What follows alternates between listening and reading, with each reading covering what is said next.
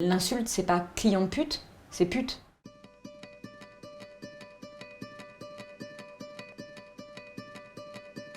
Circé, Lola, Hera, Sherazade. Pour les prestations, 100 € la demi-heure, 130 les 3/4 d'heure. Plus vite.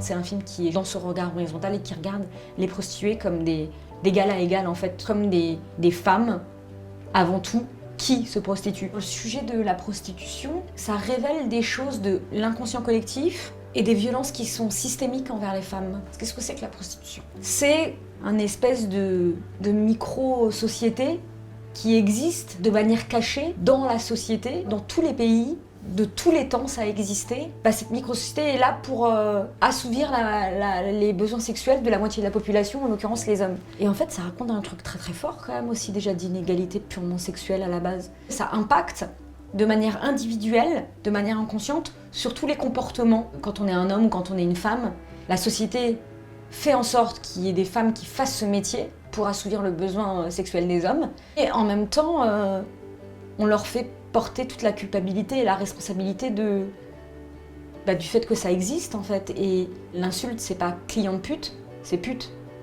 Mais pourquoi ça serait honteux d'être pute? Pourquoi ça serait plus honteux que d'être client de pute? J'ai besoin de la sororité parce qu'il y a des violences systémiques faites aux femmes, vraiment. Certains en prennent conscience et d'autres ne veulent pas le voir. Dès qu'on parle et qu'il y a eu la libération de la parole, on se rend compte qu'on a toutes vécu plus ou moins des choses similaires, si ce n'est la même chose. La sororité, je pense qu'elle est nécessaire. Elle est nécessaire pour beaucoup d'entre nous et parce qu'elle permet justement de, sans exclure définitivement, mais en se retrouvant de manière exclusive que entre femmes, il y a quelque chose qui peut émerger. Il y a une grande injustice, je trouve, qui est faite aux femmes, c'est que elles devraient exprimer leur souffrance ou les injustices qu'elles subissent de manière polie. Mais en fait, je veux dire, pourquoi?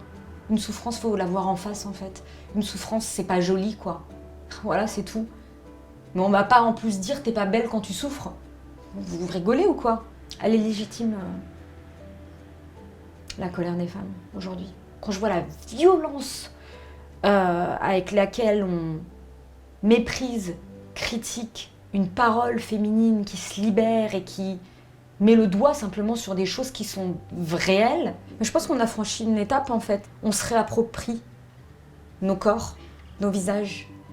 Et c'est comme brûler des soutiens-gorge en fait. Ça revient à la même chose quoi. On a enlevé des corsets pour pouvoir dire en fait je le porte quand je le veux parce que c'est mon corps, ça m'appartient. J'ai voulu dire qu'on n'était pas obligé de se maquiller, mais regarde aujourd'hui je suis maquillée. C'est juste pour dire en fait je le fais quand je veux. Moi quand je faisais des séances photos en tant qu'actrice, très souvent on me demandait et de me cambrer et d'entrouvrir la bouche. C'était un réflexe des photographes, ils disent « entrouvre la bouche, entrouvre la bouche ». C'était des petites choses, mais en fait, forcément, quand toi t'as juste envie d'être libre et t'es toi-même, tout d'un coup quand t'étais confronté à ça, tu dis « pourquoi on me demande ça en fait ?» Enfin, tu fais un métier où tu veux apporter de l'émotion et puis il y a une attente qui concorde pas avec tes désirs quoi, sur le moment.